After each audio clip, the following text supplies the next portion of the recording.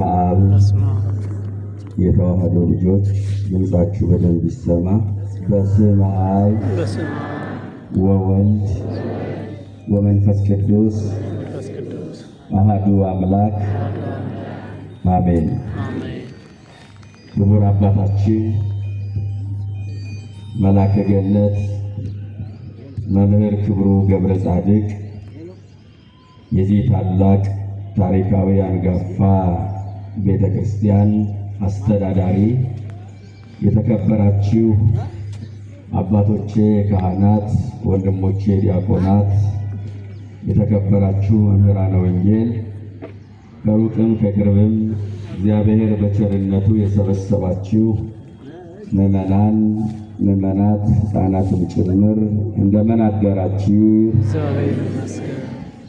ለበረከት የጠራን እንድናመልከው የሰበሰበን ሥጋውን ቆርሶ ደሙን አፍስሶ ያዳነን በደሙ ፈሳሽነት ነውራችን ያስወገደልን ለዚህ ቀን ያደረሰን የድንግል ማርያም ልጅ የዓለም መድኃኒት አካላዊ ቃል ኢየሱስ ክርስቶስ ስሙ የከበረና የተመሰገነ ይሁን። አሜን።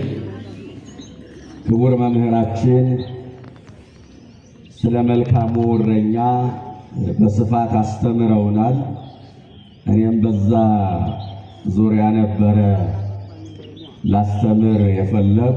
ሆኖም ግን ሰፋ ላለ ጊዜ ወስደው በሚገባ አስተምረውናል። ቃለ ሕይወት ያሰማልን። አሜን። ቃሎችን ያሰማል። ስለዚህ ከኔ ጋራ ምን እንማር? ዛሬ የሰማዕቱ የቅዱስ ጊዮርጊስ ወርሃዊ መታሰቢያ ቀን እንደመሆኑ መጠን ስለ ቅዱሳን እንማር ወይስ ደግሞ ትናንትና ብስራቱን አክብረናል አይደል? ቅዱስ ገብርኤል እመቤታችን እንዳበሰረ አክብረናል እና የቱን እንማር? ስለ ብስራት ወይስ ስለ እመቤታችን? ማን ነው? ስለ ቅዱሳን ወይስ ስለ እመቤታችን? እስቲ ወደዚህ አንዳንድ ጊዜ ማስመረጡን ምዕመናን ጥቅም እንጂ ጉዳት የለውም። ለምን መሰላችሁ? ሐሳባችን አንዳንድ ጊዜ እንዳንጭንባችሁ እናንተን ማስመረጥ ጥቅም እንጂ ጉዳት የለውም። ለዛ ነው። ስለዚህ ስለ እመቤታችን ወይስ ስለ ቅዱሳን? መልካም። እሺ ምርጫችሁ ከሆነ ተውቦ ብስራት ለገብርኤል ብስራት ተሰጠው የትምህርታችን ርዕስ ነው። ሁልጊዜም በቅዳሴው ክፍለ ጊዜ ዜማውን ትሰሙታላችሁ። ለገብርኤል ብስራት ተሰጠው፣ ለሚካኤል ደግሞ ምሕረት ተሰጠው። ሁልጊዜ የምንሰማው ድምፅ ነው። ለጆሮአችንም ለአንደበታችንም አዲስ አይደለም። ይህንን ርዕስ የመረጥኩት አሁንም እንደነገርኳችሁ ትናንት ቅዱስ ገብርኤል እመቤታችን እንዳበሰረ ድንግል ማርያምም ይሁንልኝ ብላ ብስራተ ገብርኤልን እንደተቀበለች ያሰብንበት ዕለት ነው። በእርግጥ ይህ በዓል የሚከበረው መጋቢት 29 ቀን ነው። ቅዱስ ገብርኤል እመቤታችን ያበሰረው መጋቢት 29 ቀን ነው። ነገር ግን አብይ ጾም ስለሚውል አንዳንድ ጊዜም ደግሞ በዓሉ ላይ ሕማማት ስለሚያርፍበት የለውጥ በዓሉ ታኅሳስ 22 ቀን እንዲከበር ሥርዓት ተሰርቷል። ታኅሳስ 22 ቀን እንዲከበር ሥርዓቱን የሠራው ደግሞ የታምረ ማርያም ደራሲ ታምረ ማርያምን የጻፈው አባ ደቅስዮስ ነው። ይህን በማድረጉ ድንግል ማርያም ተደስታ ማንም ያልተቀመጠበትን ዙፋንና ማንም ያልለበሰውን ልብስ ለአባ ደቅስዮስ ድንግል ማርያም ሸልመዋለች። እመቤታችን ያከበሯት ይከብራሉ ምዕመናን፣ ያዋረዷት ደግሞ የሚዋረዱበት ቀን የጊዜ ጉዳይ ካልሆነ በስተቀር መድረሱ አይቀርም። የታደሉት ታምሯን ይጽፋሉ፣ ያልታደሉት ደግሞ ታምሯን ይንቃሉ። ስለዚህ በዓሉ ታኅሳስ 22 ቀን ከልደት መቼም ተጸነሰ ተወለደ ከማለት በፊት ተጸነሰ ማለት ይቀድማል አይደል? ከልደት አያይዘው እንዲከበር ስራ ሰርተውልን አልፈዋል። ለገብርኤል ብስራት ተሰጠው። ቅዱስ ገብርኤል እመቤታችን እንዲያበስር የተመረጠበት ብዙ ምክንያቶች አሉ። ሶስት ነገሮችን ያለ ብዙ ማብራሪያ ልንገራችሁ። አንደኛ ቅዱስ ገብርኤል ድንግል ማርያምን እንዲያበስር የተመረጠው ዲያብሎስን የፈጠርኳችሁ ባለ ጊዜ በመላእክት ጉባኤ አመፅን በቀሰቀሰ ጊዜ መንግስቱን ሊወርስ በተነሳ ጊዜ መላእክት ከሶስት ተከፍለው ነበረ። ከስንት ተከፍለው ነበር? ከሶስት ተከፍለው ነበረ። ያን ጊዜ ቅዱስ ገብርኤል አምላካችን እስከምናገኘው በያለንበት ጸጥ እንበል በማለት ታላቅ የጽናት፣ የትዕግስት፣ የህብረት፣ የአንድነት መልእክት ገብርኤል አስተላልፎ ነበር እና የዲያብሎስ መንግስቱን ባናወጠ ጊዜ ስላረጋጋ ጦር ያረጋጋ አርበኛ በንጉሥ ፊት ቀርቦ እንደሚሸለም ቅዱስ ገብርኤልም ያንን ሁከት ስላረጋጋ ሁር አብስራ ለወለተ ኢያቄም ወሐና ያንን ልጅ ሂድ አብስራት የሚል ሹመት ተሰልጦት ነበርና የተናገረውን የማያስቀር ጌታ በገባለት ቃል ኪዳን መሰረት ቅዱስ ገብርኤል እንዲያበስር ወደ እመቤታችን ተልኳል። አንደኛው ይሄ ነው። ሁለተኛ ቅዱስ ገብርኤልን እስመ አብሳሪ ጽንስ ውእቱ ይለዋል። ጽንስ አብሳሪ መልአክ ነው ገብርኤል። በብሉይ ኪዳን የሶምሶንን መጸነስ ለማኑሄ ያበሰረ ገብርኤል ነው። በሐዲስ ኪዳን መግቢያ ላይም የዮሐንስን መጸነስ ለዘካርያስ ያበሰረ መልአኩ ቅዱስ ገብርኤል ነው እና እሱ ባወቀ መልአክ ልማዱ ነውና የእሱንም ጽንስ እንዲያበስር እሱ ባወቀ ገብርኤልን ወደ እመቤታችን ልኮታል። ለምን? ጽንስ አብሳሪ መልአክ ስለሆነ። ሦስተኛው ቅዱስ ገብርኤል ወደ እመቤታችን የተላከው ገብርኤል ከእሳት ማውጣት የሚችል መልአክ ነው። ከእሳት ማውጣት የሚችል መልአክ ነው። ምዕመናን ሰለስቱ ደቂቅ ወደ እሳት በተጣሉ ጊዜ ለጣዖት አንሰግድም ብለው ወደ እሳት ሲወረወሩ እሳቱን ያጠፋላቸው መልአክ ቅዱስ ገብርኤል ነው። የተወረወሩበትን እሳት አውደ ምሕረት አድርገው እንዲዘምሩበት አድርጎ እሳቱን ያጠፋ እሳታዊው መልአክ ገብርኤል ነው። ስለዚህ የሰው ልጆችም ከሲኦል እሳት መውጣታቸውን ለማብሰር ከሲኦል እሳት መውጣት የሚችሉት የሰው ልጆች በእመቤታችን በኩል ስለሆነ ወደ እመቤታችን ቅዱስ ገብርኤል ተልኳል። ለምን? ከእሳት ማውጣት የሚችል መልአክ ነውና የሰው ልጆች ከሲኦል እሳት ለመውጣት ምክንያት የሆነች ድንግል ማርያምን ለማብሰር ገብርኤል ተልኳል። ስለዚህ ቅዱስ ገብርኤል ወደ እመቤታችን የተላከው ወደ 7 ነጥቦች አሉ።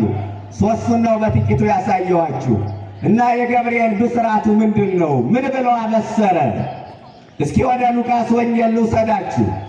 የሉቃስ ወንጌል ምዕራፍ 1 ከቁጥር 26 ጀምሮ እንደዚህ ይላል። በ6ኛው ወር መልአኩ ገብርኤል ናዝሬት ወደምትባል ወደ ገሊላ ከተማ ከዳዊት ወገን ለሆነው ዮሴፍ ለሚባል ሰው ወደ ታጨች ወደ አንዲት ድንግል ከእግዚአብሔር ዘንድ ተላከ ይላል። ከማን ዘንድ? ከእግዚአብሔር ዘንድ ተላከ። ቅዱስ ገብርኤልን ወደ እመቤታችን የላከው እግዚአብሔር ነው። ቅዱስ ገብርኤልን ለእመቤታችን የተናገረው እግዚአብሔር ተናገር ያለውን ነው። ማንኛውም መልእክተኛ ተናገር የተባለውን ይናገራል። ማንኛውም መልእክተኛ አድርስ የተባለውን ያደርሳል። ከእግዚአብሔር የተላከ የእግዚአብሔር የሆነውን ነገር ይናገራል ይላል። ከእግዚአብሔር ያልተላኩ ሰዎች የራሳቸውን ሐሳብ አመንጭተው ይናገራሉ። አሁን ቤተ ክርስቲያኒቱ የምትበጠበጠው አብሮ የኖረው ሕዝብ የሚባላው ከእግዚአብሔር ያልተላኩ ሰዎች ስለሚመጡ ነው። ከእግዚአብሔር የተላከ ቅዱስ ገብርኤል ነው። ስለዚህ ቅዱስ ገብርኤል መልእክቱ በዚህ ክፍለ ምዕራፍ ላይ የተጠቀሰው ነገር በቅዱስ ገብርኤል አንደበት ይነገር እንጂ መልእክቱ የመጣው ከሰው ሳይሆን ከማን ነው? ከእግዚአብሔር ነው። መልእክቱ የመጣው ከምድር ሳይሆን ከሰማይ ነው። ለዚህ ነው ከእግዚአብሔር የተላከ ገብርኤል ወደ እመቤታችን መጣ። ከእግዚአብሔር ያልተላከ ድንግል ማርያምን ሊያወድሳት አይችልም። ከእግዚአብሔር ያልተላከ ሊያከብራት አይችልም። ድንግል ማርያምንም ለማመስገን ከእግዚአብሔር መላክ ያስፈልጋል። ዝም ብለንም ማመስገን አንችልም፣ ስለተፈቀደልን ነው ወገኖች። ስለዚህ ቅዱስ ገብርኤል ከእግዚአብሔር ዘንድ ተላከ። ለዮሴፍ ወደ ታጨች ወደ አንዲት ድንግል ከእግዚአብሔር ዘንድ ተላከ። እባካችሁ እጮኝነት በሚለው ቃል እንዳትሰናከሉ። አሁን የዘመናችን ዘመቻ ድንግል ማርያም ላይ ሆነዋል። በሚያሳዝን መልኩ እነዚህ የነቢያት ሐሰት፣ የመንደር ነቢያት፣ የውሸት ነቢያት እመቤታችን ላይ ዘምተዋል። እጮኝነቷን የሚያቃልሉ፣ ድንግልናዋን የሚንቁ የሚያቃልሉ፣ ጸያፍ የሆነ ነገር ቢናገሩ እየበረከቱ ነው ቁጥራቸው። እናንተም እንዳትሰናከሉ ምዕመናን። ድንግል ማርያም ለዮሴፍ የታጨችበትን ምክንያት አጣመው ከሚተረጉሙ ሰዎች መጠንቀቅ ያስፈልጋል። እመቤታችን በዮሴፍ በኩል ለእግዚአብሔር የታጨች ሙሽራ እንጂ ለዮሴፍ የታጨች ሙሽራ አይደለችም። እጮኝነት እንዳልኳችሁ ትርጉሙ ሰፊ ነው። አንደኛ ባልና ሚስት ከመጋባታቸው በፊት የሚፈጽሙት ቃል ኪዳን እጮኝነት ይባላል። ይህ ሁላችንንም የምናውቀው እውነታ ነው። ሁለተኛ በእግዚአብሔርና በምዕመናን መካከል ያለውን ኅብረትና አንድነት እጮኝነት ይባላል። ማሳያ ልንገራችሁ። ሁለተኛ ቆሮንቶስ ምዕራፍ 11 ቁጥር 3 ላይ እንደ ንጽሕት ድንግል ለአንድ ወንድ ለክርስቶስ ላቀርባችሁ አጭቻችኋለሁ ይላል ቅዱስ ጳውሎስ። አያችሁ፣ በምዕመናንና በክርስቶስ መካከል ያለው ግንኙነት እጮኝነት ተብሎ ተተርጉሟል እያልኳችሁ ነው። ሶስተኛ ለክብር መመረጥ እጮኝነት ይባላል። ሁለተኛ መቃብያን ምዕራፍ 12 ቁጥር 35 ላይ ኢየሩሳሌም ሆይ ለክብር አጭቼሽ ነበረ፣ አንቺ ግን ለመርገም ሁነሻል ይላል። ለክብር መመረጥ እጮኝነት ይባላል። እየሰማችሁ ነው። አራተኛ እጮኝነት። ለምሳሌ አንድ ሰው ለተለየ ኃላፊነት ሲመረጥ ሲበቃ ምን ይባላል? እጩ ይባላል አይደል? እጩ ዶክተር ሲባል ሰምታችሁ ታውቃላችሁ። እጩ ጤና መኮንን ሲባል ሰምታችሁ ታውቃላችሁ። ወደፊት ለዛ ነገር የሚጠበቅ ማለት ነው። እመቤታችንም አምላክን ለመውለድ የምትጠበቅ ነችና እጮኛ ተባለች። ስለዚህ እባካችሁ እንዳትሰናከሉ የተዋህዶ ልጆች። ዮሴፍ ከድንግል ማርያም ጋር ምንም አይነት ሥጋዊ ግንኙነት የለውም። ወዘንበለ ይትቃረቡ ተረክበት ስንስተ መንፈስ ቅዱስ፣ ሳይገናኙ በመንፈስ ቅዱስ ጸንሳ ተገኘች ነው የሚለው። ስለዚህ ለዮሴፍ የታጨችበትን ምክንያት አጣመው ከሚተረጉሙ ሰዎች መጠንቀቅ መቻል አለባችሁ። ለዮሴፍ ወደ ታጨች ወደ አንዲት ድንግል ከእግዚአብሔር ዘንድ ተላከ። የድንግሊቱ ስም ማርያም ነበረ። የድንግሊቱ ስም ማን ነበር? ማርያም ነበረ። ማርያም የሚለው ወደ 15 ትርጓሜ ያለው እሱን ልተው፣ አንድ ብቻ ላንሳ። ከጊዜያችንም አንጻር ክቡር አባታችንም በመካከላችን ስላሉ ያስተምሩናል። ስለዚህ ማርያም የሚለው በምድር ለአፍ የሚጥም ለልብ የሚመጥን በጣዕሙ ተወዳዳሪ የማይገኝለት ነገር ቢኖር ማር ነው ምዕመናን። በሰማይ ደግሞ ያም የተባለ ማዛው ደስ የሚያሰኝ ተክል አለ። በምድር ያለው ማር በሰማይ ያለው ያም ተገናኝቶ ምን የሚለውን ይሰጠናል? ማርያም የሚለውን ስም ይሰጠናል። በምድር ያለው ማር ጣፋጭ እንደሆነ ሁሉ በሰማይ ያለው ያምን ጣፋጭ እንደሆነ ሁሉ አንቺ በሰማይ በምድር ጣፋጭ ነሽ፣ ፍቅርሽ አይጠገብም ሲሉ እናት አባቷ ማርያም ብለው ስም አወጡላት እላችኋለሁ። ማርያም ብለው ስም አወጡላት። የድንግሊቱ ስም ማርያም ነበረ። መልአኩ ወደ እርሷ ገባና እንዲህ አላት፣ ጸጋን የተሞላሽ ሆይ ደስ ይበልሽ አላት። እስቲ ይህን ቃል ተናገሩት። ጸጋን የተሞላሽ ሆይ እዚህ ላይ መቆየት እፈልጋለሁ። ጸጋን የተሞላሽ ሆይ በሉ እስቲ። ጸጋን የተሞላሽ ሆይ ደስ ይበልሽ። ደስ ይበልሽ። ምልዕተ ጸጋ ተብላ የተመሰገነች ሴት ከሷ በፊት አልነበረችም፣ ወደፊትም አትኖርም። ወንድሜ ለድንግል ማርያም የተሰጠው ጸጋ የማይደገም ጸጋ ነው። የሴትነት ችሎታም አይደለ፣ የሴትነት ወግም አይደለም። የሴትነት ወጉማ ልጅ መጽነስ ነው። አዳኝን ግን መጽነስ አይቻልም። የሴትነት ወጉማ ልጅ መውለድ ነው። አምላክን ግን መውለድ አይቻልም ነበረ። በዓለም ላይ ትልልቅ ሴቶች ተነስተዋል። ነቢይ ወልደዋል፣ ጳጳስ ወልደዋል፣ ጻድቅ ወልደዋል፣ ሰማዕት ወልደዋል። እመቤታችን ግን ጸጋዋ ልዩ ነው። አምላክን ወልዳለችና፣ የተዋህዶ ልጆች አምላክን ወልዳለችና። ጸጋን የተሞላሽ ሆይ ሙሉ ጸጋ ለሰው ተሰጥቶ አያውቅም። የእኛ ጸጋ በቁጥር የሚለካ ነው። የቅዱሳን ጸጋ በቁጥር የሚለካ ነው። ቅዱስ ጳውሎስ እንደነገረን በአንደኛ ቆሮንቶስ ምዕራፍ 12 ላይ ቁጥር 8 ለአንዱ ትንቢት የመናገር ጸጋ፣ ለአንዱ የመፈወስ፣ ለአንዱ አጋንንትን የማውጣት፣ ለአንዱ ታምር የመስራት፣ ለአንዱ የመስበክ፣ ለሌላው የመዘመር፣ ለአንዱ የመቀደስ፣ ለአንዱ የማስተዳደር፣ ለአንዱ ማህሌታዊ የመሆን ጸጋ ይሰጠዋል።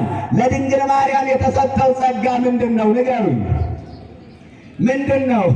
ትንቢት መናገር ነው? የታመመ መፈወስ ነው? አጋንንትን ማውጣት ነው? ታምር መስራት ነው? አይደለም። ገብርኤል ቸገረው። ያንቺ ጸጋ 1 2 3 4 ነው ብሎ ዘርዝሮ መናገር ቢያቅተው እንዲያው በደፈናው ጸጋሽ ሙሉ ነው አላት ድንግል ማርያም። ይገርማል። እንዴት ዘርዝሮ መናገር ይቻላል? ጸጋሽ ሙሉ ነው አላት። እኔ የሚደንቀኝ ነገር ምን እንደሆነ ታውቃላችሁ ምእመናን? እኔ የሚገርመኝ ነገር በዚህ ሁሉ ጸጋ ሙሉ ሆና ትሕትናዋን ሳስብ ግን ይደንቀኛል። እመቤታችን ያክል እኮ ትሑት የለም። እኛ እኮ የሆነ ጸጋ ቢኖረን ትዕቢታችን አይጣል ነው። በአንድ ነገር ሙሉ ከሆነ እኮ መኮፈሳችን አይቀርም። እመቤታችን ግን በዚያ ሁሉ ጸጋ ሙሉ ሆና ትሕትናዋን ስናስብ ይደንቀናል። በሀብት ደረጃ እመቤታችንን ያክል ባለ ሀብት የለም። ሀብቷ ምድራዊ አይደለም፣ ሰማያዊ ነው። ወሀብተ ሰማያት ለማርያም ድንግል ይላል። የሰማይ ሀብት ለማርያም ተሰጣት ይላል። ሰዎች ገደል በሚገባ መኪናቸው፣ በሚወድመው ንብረታቸው፣ በሚደረመሰው ቤታቸው እኮ ይኮራሉ። እመቤታችን ግን የሰማዩን ሀብት ይዛ አልተመካችም።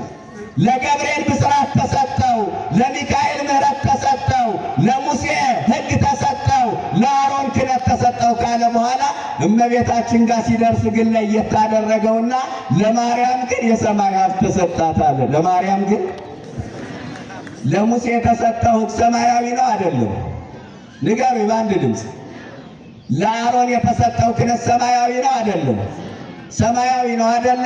ለአሮን ግን እኮ ሰማያዊ ክህነት ተሰጠም አላለም መጽሐፉ። ለሙሴ ሰማያዊ ሕግ ተሰጠው አላለም። እመቤታችን ጋር ብቻ ሲደርስ ለማርያም ግን የሰማይ ሀብት ተሰጣት አለ። ምን ማለት ነው? ሰማይ ከመሬት ከፍ ያለ እንደሆነ ሁሉ ለድንግል የተሰጠው ጸጋ ከሁሉ ከፍ ያለ ነው ለማለት እኮ ነው ምእመናን። ነው ከሁሉ ከፍ ያለ ነው።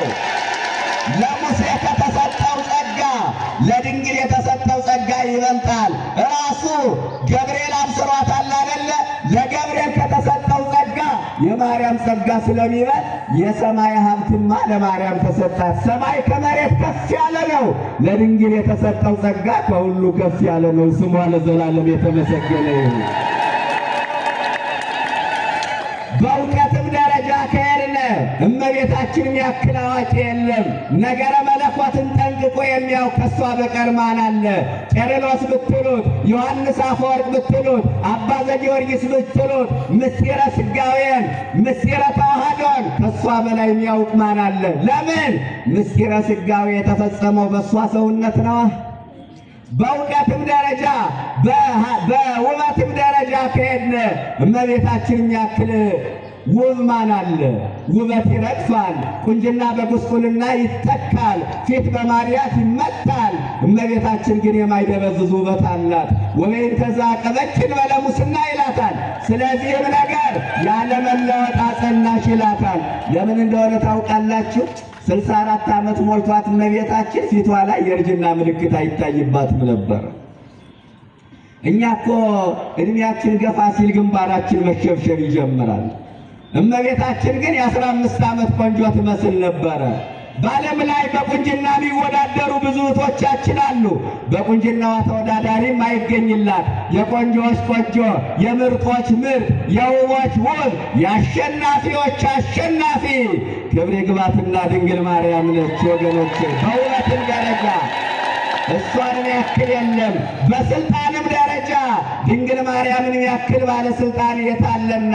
ስልጣኗ ከፈጣሪ በታች ከፍጡራን በላይ ነው። እኔን የገረመኝ እኔን የደነቀኝ በዚህ ሁሉ ጸጋ ሙሉ ሁና ትሕትናዋ ግን ይደንቃል። ናሁ ተግህደ ትሕትናሃ ለወለተ ኢያቄም ይላል እዛ ዝማ የድንግል ማርያም ትሕትናዋ ይገርመኛል። ጠባቦት እህት በቤተ መቅደስ ዘልቀት ቀጸበቶ በትምህርት ለዘወረደ መልዕልት። አያችሁ ልዑል ባህሪውን ዝቅ አድርጎ የመጣውን ያቺ በትሕትና ያደገች ታናሿ ብላቴና በምልክት ጠቀሰችው ይላል። ምልክት ምንድን ነው? ትሕትናዋ እኮ ነው። ክርስቶስን ከሰማይ ወደ ምድር የሳበችበት መሰላል ድንግል ማርያም ትሕትናዋ ነው። ይህ ሁሉ ጸጋ ኑሯት ትሕትናዋ የሚደንቅ ነው። አሁን እናየዋለን። ቀጥሎ ጸጋን የተሞላሽ ሆይ ምን ይበልሽ አላት። ደስ ይበልሽ። የመጀመሪያዋ የምስራች ተሰባኪ እመቤታችን ናት። ኧረ ተሰባኪ ብቻ አይደለችም ወገኖቼ፣ የሰው ልጆችን መዳን ቀድማ የሰማች ነገረ ድነትን ቀድማ የተረከች የሐዲስ ኪዳኗ ሰባኪ ክብር ይግባትና ድንግል ማርያም ናት። የመጀመሪያዋ የሐዲስ ኪዳን ሰባኪ። ጸጋን የተሞላሽ ሆይ ደስ ይበልሽ። በነገራችን ላይ ድንግል ማርያም ከምትወደው የምስጋና ክፍል አንዱ እና ዋናው ይሄ ነው። እመቤታችን ተፈሥሒ ፍሥሕት የሚለውን ቃል አብዝታ ነው የምትወደው። እንደ እመቤታችን ይህን ቃል የሚወድ የለም። ማለት ምን ልላችሁ ፈልጌ መሰላችሁ? ብዙ የምስጋና ድርሰቶች አሏት አይደለም? ውዳሴ ማርያም አለ፣ ቅዳሴ ማርያም አለ፣ አርጋኖን አለ። ስለ እሷ የተደረሱ ብዙ ድርሰቶች አሉ። እመቤታችን ግን ከሁሉም አብዝታ የምትወደው ተፈሥሒ ፍሥሕት የሚለውን ቃል ነው። የምስጋናዎቿ ሁሉ የበላይ አለቃቸው ዘውዳቸው ማን ነው ካላችሁ ተፈሥሒ ፍሥሕት የሚለው ቃል ነው። ዮሐንስ አፈወርቅ እስከ ዕለተ ሞቱ ተፈሥሒ ፍሥሕት ተፈሥሒ ፍሥሕት ተፈሥሒ ፍሥሕት እያለ ነው የሞተው። ጸጋን የተሞላሽ ሆይ ምን ይበልሽ? ደስ ይበልሽ አላት። የድንግል ማርያም ደስታዋ ምንድን ነው? የኔና የእናንተ ደስታስ ምንድን ነው? የድንግል ማርያም ደስታዋማ በተልእኮ መላእክት መኖር ነው።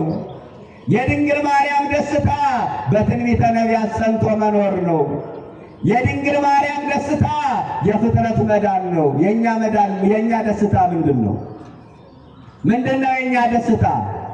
ምዕመናን ጥሩ መብላት ነው፣ ጥሩ መጠጣት፣ ጥሩ መልበስ፣ በአማረ አልጋ ላይ መተኛት፣ በአማረ ምንጣፍ ላይ መመላለስ፣ ብዙ ብር መቁጠር፣ ይህ ነው ደስታችን። ግድ የለም፣ ይህንም ኃጢአት አይደለም። ከዚህ በላይ ግን ትውልዱን የሚያስደስተው ግፍ ሆኗል። የሰዎች ዋይታ የሚያስደስተው ትውልድ በቀለ። የሰዎች ዋይታ ለቅሶ የሚያስደስተው ትውልድ መጣ። አንገት እየቆረጠ እጅ እየቆረጠ ፎቶ እየተነሳ ፖስት የሚያደርግ ትውልድ በቀለ። አንገት እየቆረጠ እጅ እየቆረጠ ዋንጫ እንደበላ የሚጨፍር ትውልድ መጣ። ጥላቻን ያረገዘ ለበቀል የሚሮጥ ወንድም ወንድሙን ለመግደል ቀን የሚጠብቅ ትውልድ መጣ። እንደ ሄሮድያዳ በሞተ የአካል ክፋይ የሚደሰት ትውልድ መጣ። ከሞት በኋላ ማይረካ ገሎ ማይረካ ትውልድ መጣ። ከሞት በኋላ ዓይን የሚያወጣ ከሞት በኋላ አፍንጫ የሚቆርጥ ጆሮ የሚቆርጥ አስከሬን በእሳት የሚለበልብ ትውልድ መጣ። ዋይታ የሚያስደስተው እልቂት የሚያስደስተው የሰዎች ሞት የሚያስደስተው ትውልድ መጣ። የድንግል ማርያም ደስታ ግን የፍጥረት መዳን ነው። አይ ልዩነት! የድንግል ማርያም ደስታ የፍጥረት መዳን ነው። ይገርመኛል። እኛ ደስታ ብለን በመጽሐፍ ቅዱስ እኛ ደስታ ብለን የምናስበውና መጽሐፍ ቅዱስ ደስታ የሚለው ይለያያል። ምዕመናን እየሰማችሁ ነው? እኛ ደስታ ብለን ከምንጠብቀው የተለየ ነው መጽሐፍ ቅዱስ ደስታ የሚለው። መጽሐፍ ቅዱስ ደስታ የሚለው ምን መሰላችሁ? መዝሙር 94 ቁጥር 1 ላይ ኑ በእግዚአብሔር ምን ይበልን? ደስ ይበልን። አያችሁ፣ የዳዊት ደስታ በእግዚአብሔር ነበረ። መርጦ የሚበላ መርጦ የሚጠጣ መርጦ የሚለብስ ሀገር የሚመራ ሕዝብ የሚያስተዳድር ሁሉ በእጁ ሁሉ በደጁ የሆነለት ንጉሥ ሲሆን ደስታውን በማን ላይ ያደረገ? በእግዚአብሔር ላይ ያደረገ። ምን ብቻ የዳዊት ደስታ ምንድን ነው ካላችሁ መዝሙር 121 ዛሬ እንደውም መታሰቢያ ቀኑ አይደል? ክቡር አባታችን ቅድም እንደነገሩን መምህራችን እንዳስተማሩን መዝሙር 121 ቁጥር 1 ላይ ኑ ወደ እግዚአብሔር ቤት እንሂድ ባሉ ጊዜ ምን አለን? ደስ አለን። የዳዊት ደስታ ወደ እግዚአብሔር ቤት መምጣት፣ የድንግል ማርያም ደስታ የፍጥረት መዳን። የደስታ አይነቶችን እየነገርኳችሁ ነው። ልብ በሉ። የእኛ ደስታ ምንድን ነው? የመላእክት ደስታ ደግሞ የኃጢአተኛ መመለስ ነው። ይገርማል። ንስሐ በሚገባ በአንድ ኃጢአተኛ የሰማይ መላእክት ሳይቀር ይደሰታሉ። የሉቃስ ወንጌል ምዕራፍ 15 ቁጥር 7 ላይ ንስሐ በሚገባ በአንድ ኃጢአተኛ መላእክት ይደሰታሉ። እባካችሁ አንድ ነገር ልንገራችሁ ምዕመናን፣ በእኛ መመለስ በእኛ ንስሐ መግባት በእኛ መመለስ መላእክት የሚደሰቱ ከሆነ ገብርኤልን ደስ ይበለው ብላችሁ ንስሐ ግቡ። ሚካኤልን ደስ ይበለው ብላችሁ ንስሐ ግቡ። መላእክት እኛን የሚመስል ስሜት አላቸው፣ እኛን የማይመስል ስሜት አላቸው። እኛን የሚመስለው ስሜታቸው እንደምንደሰት ይደሰታሉ፣ እንደምናዝን ያዝናሉ፣ እንደምንቆጣ ይቆጣሉ። እኛን የማይመስለው ስሜታቸውስ እኛ እንደምንራብ አይራቡም፣ እኛ እንደምንጠማ አይጠሙም። በእኛ ላይ የሰለጠነ የሥጋ ፍላጎት በመላእክቱ ዘንድ የለም። አያችሁ፣ ንስሐ በሚገባ በአንድ ኃጢአተኛ የሰማይ መላእክት ሳይቀር ይደሰታሉ። እየሰማችሁ ከሆነ የድንግል ማርያም ደስታ፣ የመላእክት ደስታ፣ የሌሎች ደስታ ምንድን ነው ብዬ በንጽጽር እያመጣሁላችሁ ነው። የዳዊት ደስታ ወደ እግዚአብሔር ቤት መሄድ፣ የመላእክት ደስታ የኃጢአተኛ መመለስ፣ የድንግል ማርያም ደስታ የፍጥረት መዳን። የእኛ ደስታስ ምንድን ነው? የሚያስደስታችሁ ነገር ዛሬ እስቲ ወስኑ። ዛሬ እስኪ ለራሳችሁ ቃል ግቡ። ደስታችን ምንድን ነው? ሥጋዊ ነው? መንፈሳዊ ነው? ምድራዊ ነው? ሰማያዊ ነው? ጊዜያዊ ነው? ዘላለማዊ ነው? ረቂቅ ነው? ቁሳዊ ነው? ደስታችን ምንድን ነው የሚያስደስተን? እስካሁን የመጣሁበት የሥጋ ደስታ ይበቃል በሉ። ያለፈው ዘመን ይበቃል። ያለፈው ዘመን ይብቃ ብለን ክፉ ሥራችን ረግመን ዛሬ ደስታችን እስኪን ቀይረው። እስካሁን ድረስ በሥጋ ደስታ መጥቻለሁ። አሁን ግን መንፈሳዊ ደስታ ሊያስደስተኝ ይገባል። ንስሐ ስገባ ደስ ይበለኝ፣ ስቆርብ ደስ ይበለኝ፣ የዕጣኑን መዓዛ ሳሸት ደስ ይበለኝ፣ ቃለ እግዚአብሔር ስሰማ ደስ ይበለኝ፣ የማኅሌቱን ድምፅ ስሰማ ደስ ይበለኝ ብላችሁ ለራሳችሁ ቃል ግቡ። ጸጋን የተሞላሽ ሆይ ደስ ይበልሽ አለ። የድንግል ማርያም ደስታዋ የፍጥረት መዳን ነው። ከዛ በኋላ ጸጋን የተሞላሽ ሆይ ደስ ይበልሽ ልዑል እግዚአብሔር ከአንቺ ጋር ነውና፣ ከአንቺ ጋር ነውና ከሴቶች መካከል ተለይተሽ አንቺ ምን ያልሽ ነሽ አላት። የተባረክሽ ነሽ። ድንግል ማርያምን ከሴቶች ልዩ የሚያደርጋት ብዙ ነገር አለ። አንደኛ በድንግልና ጸንሳ በድንግልና መውለዷ ነው። ይህ ዕድል ለማንም ሴት አልተሰጠም በነገራችን ላይ። ሁለተኛ በድንግልና ወተት ማስገኘቷ ነው። በድንግልና ወተት ያስገኘ የለም። እመብርሃን ግን የተፈጥሮን ሕግ ሰብራ በድንግልና ወተት አስገኘች እላችኋለሁ። ይህ ብቻ አይደለም የሚደንቀኝ ምዕመናን፣ የሁላችሁ በድንግልና ወተት ብቻ ማስገኘቷ አይደለም። የድንግልና ወተቷን የጠባው ዓለምን የሚመግበው መድኃኔዓለም መሆኑን ስናስብ ይደንቀናል። ይሄ ይደንቃል። ይሄ ይደንቃል። ሦስተኛ ድንግል ማርያምን ከሴቶች ልዩ የሚያደርጋት ርኅራኄዋ ነው። ከርኅራኄዋ የተነሳ ከአዛኝነቷ የተነሳ የተጠማ ውሻ ማሰሯ ጉድል አጠጥታለች። ኦሪት ሕሊና ፍቅረተ ሰብእ ልማዳ፣ ሰውን መውደድ ልማዷ የሆነ የሚራራ በጎ ሕሊና ያላት እናት ነች። ሶስተኛው ይህ ነው። አራተኛ ድንግል ማርያም ከሴቶች ልዩ የሚያደርጋት ምስጢር ጠባቂነቷ ነው። እባካችሁ ምስጢር ጠበቁ። ምስጢር መጠበቅ እኮ አንድ የክርስትና መገለጫ ነው። የትዳራችሁን ምስጢር ጠብቁ። የቃል ኪዳናችሁን ምስጢር ጠብቁ። የጓዳችሁን ምስጢር ጠብቁ። አውጥታችሁ አደባባይ ላይ አትዘራዘሩ። ገመናችሁን አደባባይ ላይ አውጥታችሁ አታስጡ። አሁን ያልወጣ ምስጢር የለም። የቤተ ክርስቲያን ምስጢር፣ የአባቶች ምስጢር፣ ምን ያልወጣ ምስጢር አለ? አሁን ምስጢራችን አሕዛብ ያውቁታል። ለምን? እኛ አውጥተን አደባባይ ላይ ስላሰጣ ነው። ምስጢራችን ፀሐይ የሞቀው አደባባይ የሚያውቀው ሆኗል። ለምን ይሄ ይሆናል? ምዕመናን፣ አሕዛብ ምስጢራችን ያውቁታል። ሁሉም ቤተ እምነት የኛን ምስጢር ያውቀዋል። ለምን? እርስ በርስ መከባበር ስላቃተን ምስጢራችን አውጥተን አደባባይ ላይ ስላሰጣ ነው። የጋዜጣ ወሬ ማጣፈጫ የሆነው ምስጢር መጠበቅ ስላቃተን ነው። የክርስቲያን አንዱ መለኪያው ምስጢር መጠበቅ ነው። ምዕመናን፣ ምስጢር ጠብቁ። አያችሁ፣ ድንግል ማርያምን ከሴቶች ልዩ የሚያደርጋት ምስጢር መጠበቋ ነው። ሌላው ድንግል ማርያምን ከሴቶች ልዩ የሚያደርጋት ነገር ምንድን ነው ካላችሁ፣ እመቤታችን ከሴቶች ልዩ የሚያደርጋት ነገር ምንድን ነው ካላችሁ፣ ትሕትናዋ ነው። ምኗ ነው አልኳችሁ? ትሕትና። ከቃሉ ጋር ናችሁ? ድንግል ማርያምን ከሴቶች ልዩ የሚያደርጋት ምንድን ነው? ትሕትናዋ ነው። አምላክን እንደምትወልድ መልአኩ ቅዱስ ገብርኤል ሲነግራት ይሁንልኝ ከማለት በስተቀር የድፍረት ቃል እንኳን አልተናገረችም። እንኳን አምላክን እንደምትወልድ የተነገራት ሴት ይቅርና ንጉሥ እንደምትወልድ የተነገራት ሴት እኮ በትዕቢት መኮፈሱ አይቀርም። እንኳን የእግዚአብሔር መልአክ የተናገራት ሴት ይቅርና ጠንቋይ ያሟረተላት ሴት እንኳን መያዣ መጨበጫ ነው የምታጣው። አያችሁ አይደል እንዴ? መያዣ መጨበጫ ነው የምታጣው። እመቤታችን ግን ይሁንልኝ ከማለት በስተቀር የድፍረት ቋንቋ አልተናገረችም። በሆዷ የተሸከመችው ንጉሥ ግን ትሕትናዋን አይቶ የሰማይና የምድር ንግሥት አደረጋት እላችኋለሁ። የሰማይና የምድር ንግሥት። ከሴቶች መካከል ተለይተሽ የተባረክሽ ነሽ። በቅደም ተከተል እየነገርኳችሁ ነው። ከዛ ወረያ ደንገጸትም ቃሉ ብስራት አይደል እየተማርን ያለ ነው። ከቃሉ አነጋገር የተነሳ ምን አለች? ደነገጠች። እመቤታችን ያስደነገጣት ገብርኤል ነው ወይስ ቃሉ ነው? ቃሉ ነው ያስደነገጣት። ገብርኤልማ ምን ያስደነግጣታል? ገብርኤል እሷን አይቶ ይደንግጥ እንጂ እሷ ገብርኤልን አይታ እንዴት ትደነግጣለች? የንጉሥ እናት ነችና እሷን አይቶ ይደንግጥ ገብርኤል ከደነገጠም።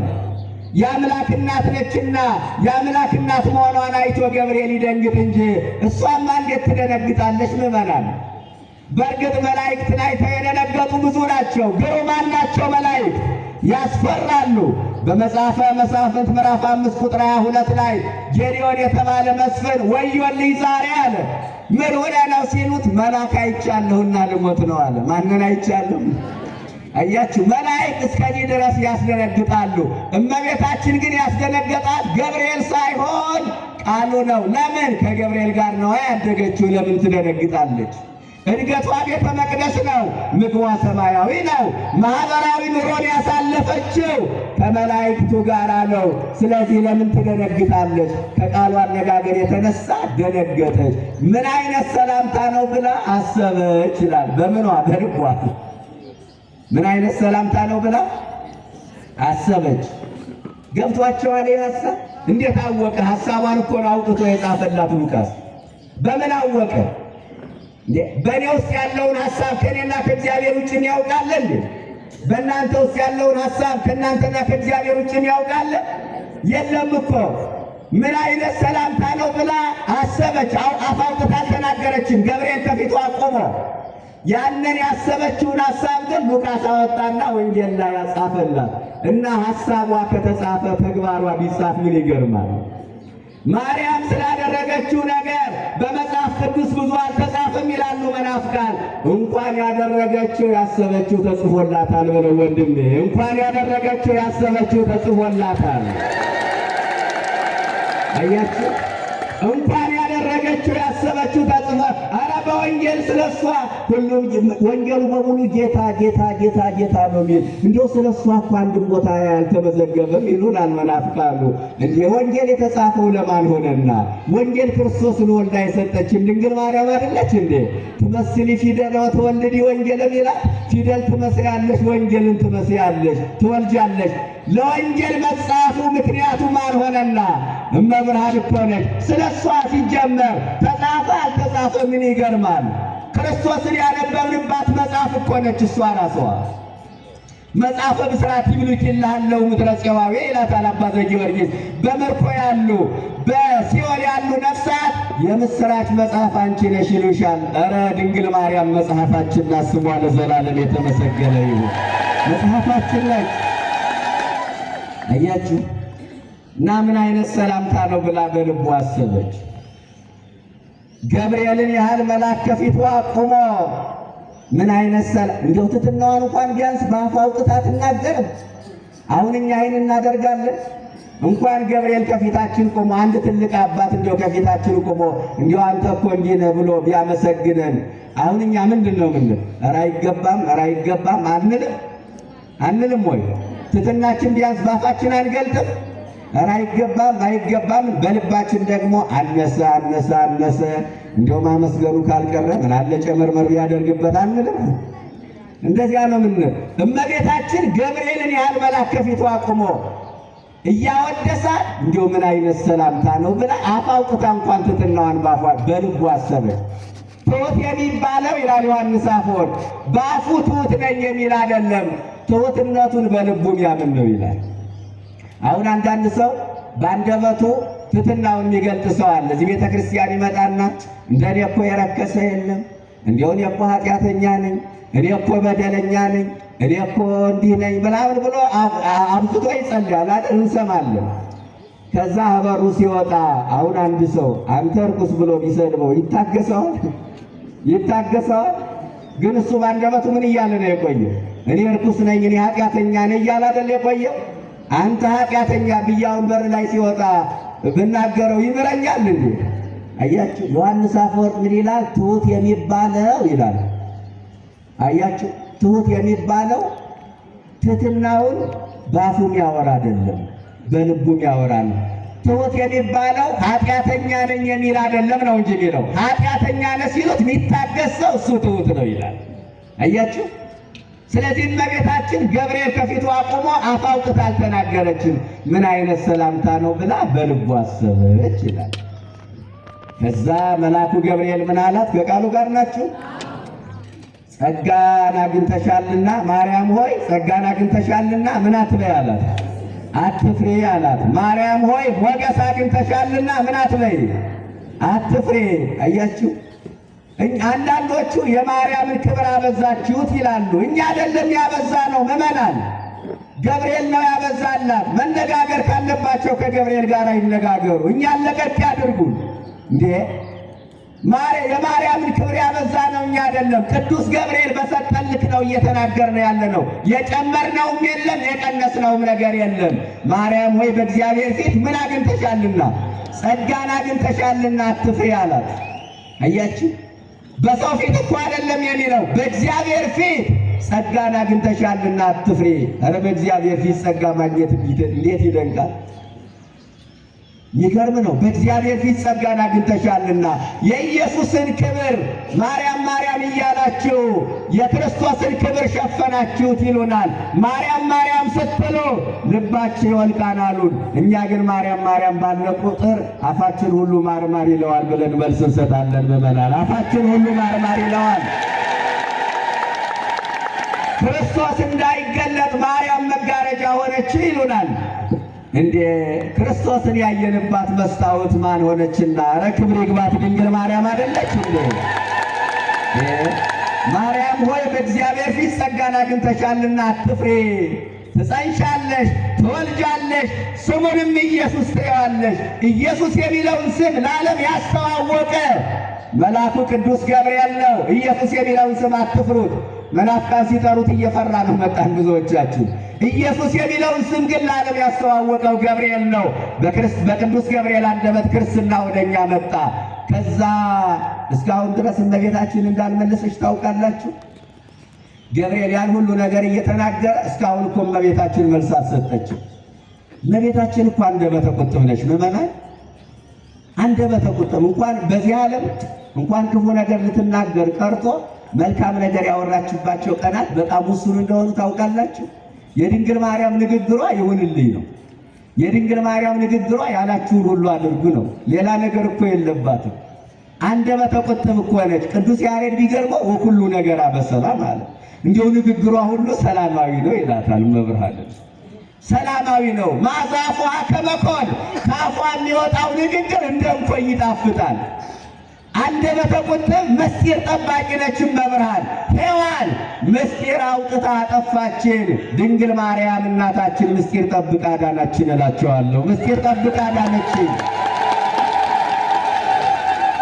ከዛ እመቤታችን አሁን ግን አንድ የማታልፈው ነገር ገጠማት። ትጸንሻለሽ አይደል የተባለች፣ ትወልጃለሽ አይደል የተባለች ትንሽ ይከብዳልና የግድ መመለስ ስላለባት ወንድ ስለማላውቅ ይህ እንዴት ይሆናል አለች። ምን ስለማላውቅ? ወንድ ምን ማለት ነው? ዮሴፍ ወንድ አይደል እንዴ? ያሳደጓት ካህናት ወንዶች አይደሉ እንዴ? ወንድ ስለማላውቅ ምን ማለት ነው? ለካስ ለዮሴፍ የታጨችው ዮሴፍን አግብቶ ለመውለድ እንዳልሆነ ይህ ቃል ያሳያል። ወንድ ስለማላውቅ ይህ እንዴት ይሆናል አለች ድንግል ማርያም። በሐሳብ ድንግል መሆኗን የሚያሳይ ቃል ነው። በሐሳብ ድንግል ነች፣ በሥጋም ድንግል ነች መብርሃን። ኃጢአት በሐሳብ ይጸነሳል፣ በመናገር ይረገዛል፣ በድርጊት ይወለዳል። እኛ ምናልባት በመናገር በማድረግ ከሚሰራ ኃጢአት ለአንድ ደቂቃም ልንቆጠብ እንችላለን። በሐሳብ ከሚሰራ ኃጢአት ግን ንጹሐን አይደለን። እመቤታችን ግን በሐሳብ ከሚሰራ ኃጢአት ንጽሕት ነች። እግዝእትነ ማርያም ትነጽህ መላእክት፣ ከመላእክት ይልቅ መብርሃን ንጽሕት ነች። በሐሳብ ድንግል መሆን ለመላእክት እንኳን አልተቻለም።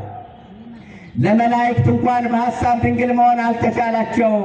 እስመ አበሱ በፍትወት ወወረዱ ምድረ በመዋዕል ዘቀዲሙ፣ በቀደመው ዘመን ያልተሰጣቸውን አምላክነትን ሽተው አምላክነትን አስበው በሐሳብ በድለዋልና።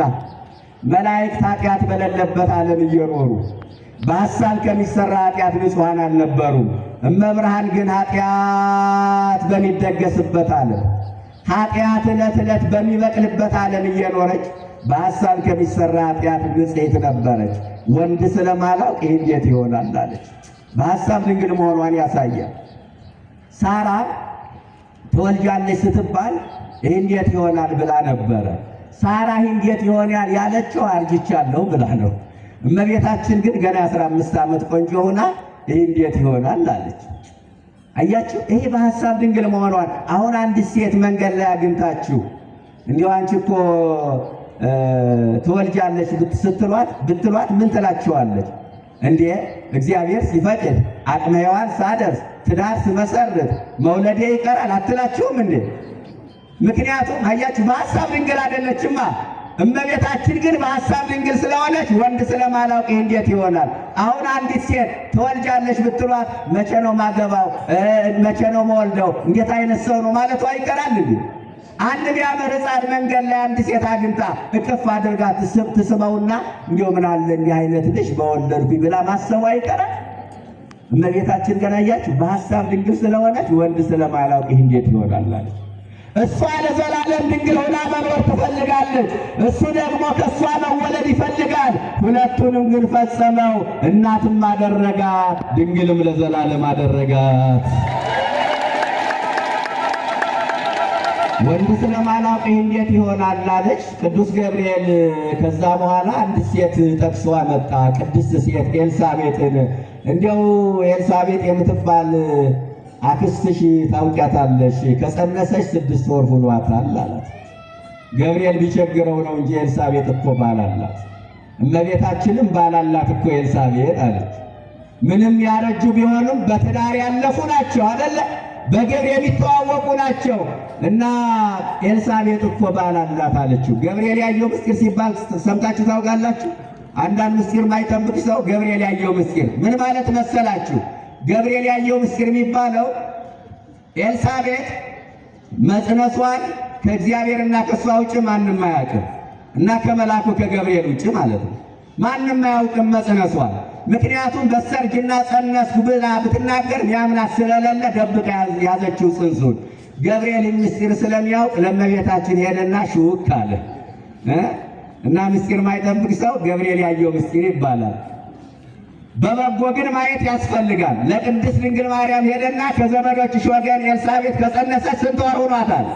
6 ወር ሆኗታል አላት። ከዛ እመቤታችን ባላላት እኮ ስትለው አንድ ትልቅ መከራከሪያ ነጥብ አመጣ ገብርኤል። ምን አላት?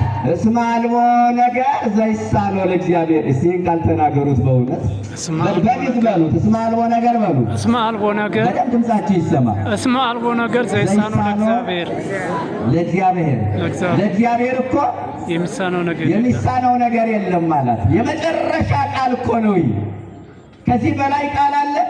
አንድ ሰው አሁን ጸበሉ እንደዚህ አያድንም፣ ስዕሉ እንደዚህ ነው፣ ታቦቱ እንዲህ ነው ቢላችሁ ምን ትሉታላችሁ? ለእግዚአብሔር የሚሳነው። ከዛ በኋላ ከተከራከራችሁ ጉንጭ አልፋ ክርክር ነው። እሱ በእግዚአብሔር ስለማያምን ጥላችሁት ሂዱ። ለእግዚአብሔር እኮ የሚሳነው ነገር የለም አላት። እመቤታችንም ያመነች ብፅዕት ናትና በዚህ ቃል ተረታች፣ በዚህ ቃል ተሸነፈች። ከዛ ለእግዚአብሔር የሚሳነው ነገር የለም ሲላት ገብርኤል ይኩነኒ በከመ ትቤለኒ አለች። እንደ ቃል ይሁንልኝ አለች። ይሁንልኝ ስትል አምላክ ሰው ሆነ። ይሁንልኝ ስትል ሰው አምላክ ሆነ። ይሁንልኝ ስትል ሰላም ሆነ። ይሁንልኝ ስትል ምሕረት ሆነ። ይሁንልኝ ስትል ፍቅር ሆነ። ይሁንልኝ ስትል መዳን ሆነ። ይሁንልኝ ስትል ድንግል ማርያም መድኃኒት ሆና ተሰጠችን። እመቤታችን በሰው ልጆች የመዳን ታሪክ ውስጥ ድርሻ አላት የምንለው አፋችን ሞልተን ከዚህ ተነስተን ነው። ከዘላለም ሞት ያዳነን ክርስቶስ ነው።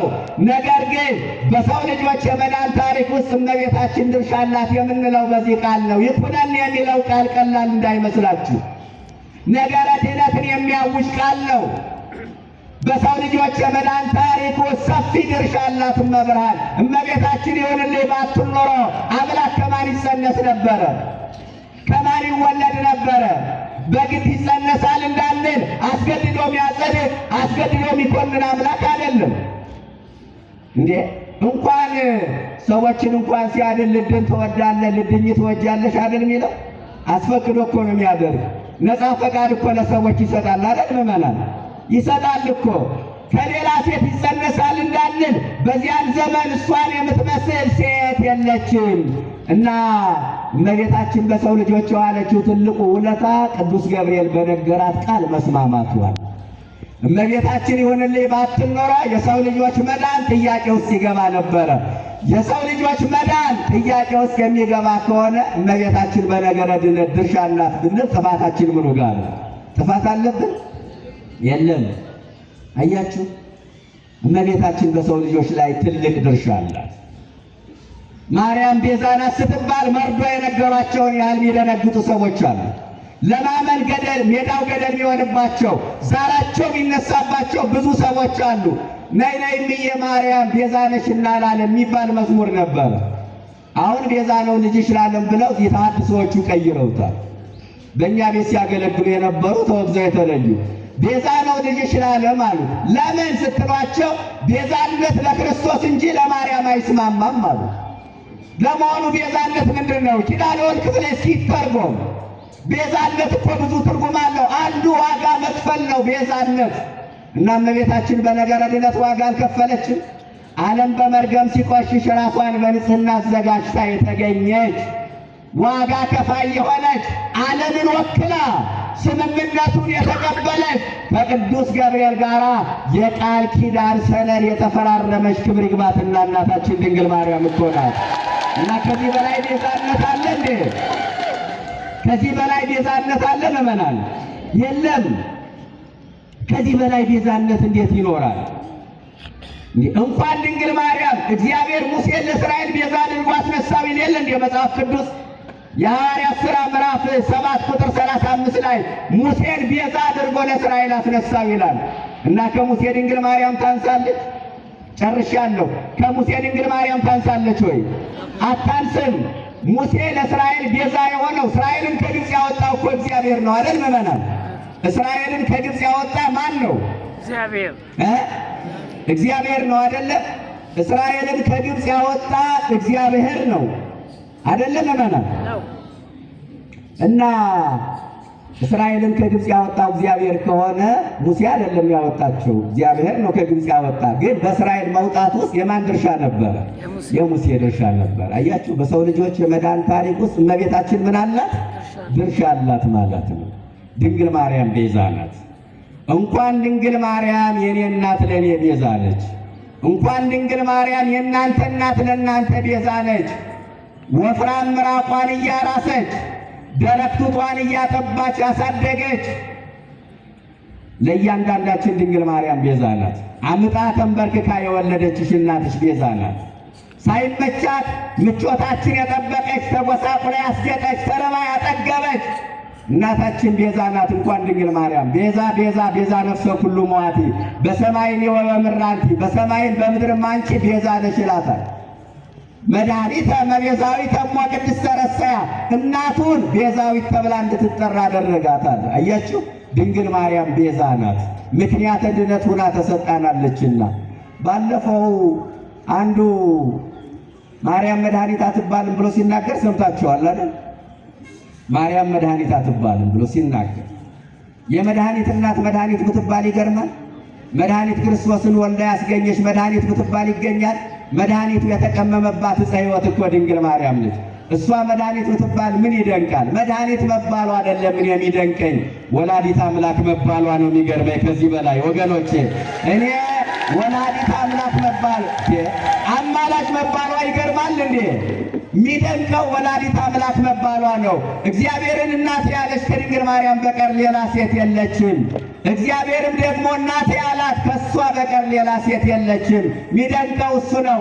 እኛ ጌታችን አምላካችን መድኃኒታችን እንለዋለች፣ እሷ ደግሞ ልጄ ትለዋለች። እግዚአብሔርን እናቴ ያለ እግዚአብሔርን ልጅ ያለች ከድንግል ማርያም በቀር ሌላ ሴት የለችም። ስለዚህ መድኃኒት መባሏ ቤዛ መባሏ ምን ይገርማል በእውነት። እመቤታችን ምክንያተ ድነት አድርጎ የሰጠን አምላካችን ስሙ የተመሰገነ ይሁን። አሜን። ወደ ነገረ ድነት ለማለት እመቤታችን መሸጋገሪያ ማድረግ ያስፈልጋል። መሰረት ሳይጣል ቤት አይሰራም። መቅድም ሳያነቡ ወደ ዋናው መጽሐፍ መግባት አይቻልም። እመቤታችን ክርስቶስ አዳኝ ነው ለማለት ድንግል ማርያም በነገረ ድነት ያላትን ድርሻ ማመን ያስፈልጋል። አለበለዚያ አባቱን አያውቅ አያቱን ይናፍቅ ነው የሚባለው። እመቤታችን የሔዋን ድኅነቷ ነች። በሔዋን ምክንያት ሞት ተጀመረ፣ በድንግል ማርያም ሕይወት ተጀመረ። ሔዋን ምክንያተ ስህተት ነች፣ እመቤታችን ምክንያተ ድነት ነች።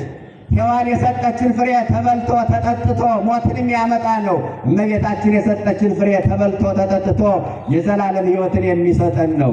በሔዋን ምክንያት የገነት በር ተዘጋ፣ በድንግል የገነት በር ተከፈተልን። በሔዋን ምክንያት ውርደት ገጠመን፣ እመቤታችን ክብረ ኩሉ ዓለም የዓለሙ መክበሪያ ሁና ተገኘች። ሔዋንን ትውልድ ሁሉ ሲወቅሳት ይኖራል፣ እመቤታችን ትውልድ ሁሉ ብፅዕት እያላት ይኖራል። በሔዋን ምክንያት በሰውና በእግዚአብሔር መካከል ያለው ግንኙነት ተቋረጠ። እመቤታችን ግን ሰውና እግዚአብሔርን ያገናኘች መሰላል ሆነች። በሔዋን ምክንያት ተስፋችን ተቆረጠ። በእመቤታችን ግን የተቆረጠው ተስፋ ተቀጠለ። የአባቶቻችን ተስፋ በድንግል ማርያም ተፈጸመ ተብሎ ተጽፏል። የጨለማው ገዢ ዲያብሎስ ድል የተነሳባት፣ አዳም አባታችን ከባርነት ቀንበር ነፃ የወጣባት፣ የድኅነት መሠረት የተጣለባት፣ የዓለም ድኅነት የተከናወነባት፣ ክርስቶስን ያሳየችን መስታወት እመቤታችን ናትና ክብር ይግባት። በቃል ኪዳኗ አምነን በምልጃዋ ተደግፈን ለመዳን ያብቃን። አሜን። እመቤታችን ጣዕሟን በአንደበታችን ፍቅሯን በልባችን ትሳልብን። አሜን። ቀሪውን ክፍለ ጊዜ ደግሞ ክቡር አባታችን በሚገባ ያስተምሮናል። ስለነበረን ጊዜ እግዚአብሔር ስም የተመሰገነ ይሁን። አሜን። እግዚአብሔር ቃሎትን ያሰማልን። ቃልዎት ያሰማልን። አሜን። ቃሎትን ያሰማልን። ቃልዎት ያሰማልን። አሜን። ቃልዎት ያሰማልን። ይጠብቅልን። አሜን። ተወ ብስራት ለገብርኤል በሚል ሰፋ አድርገው ነው ያስተማሩን። በተለይ ስለ እመቤታችን በእውነት እግዚአብሔር ያከበራት ከፍ ከፍ ያደረጋት የመረጣት እንደሆነች ስለ ንጽሕናዋ፣ ስለ ቅድስናዋ፣ ስለ ደግነቷ በሚገባ ስላስተማሩን እግዚአብሔር እናመሰግነው ይገባል። ክብር ምስጋና ይግባው አምላካችን መምህራችን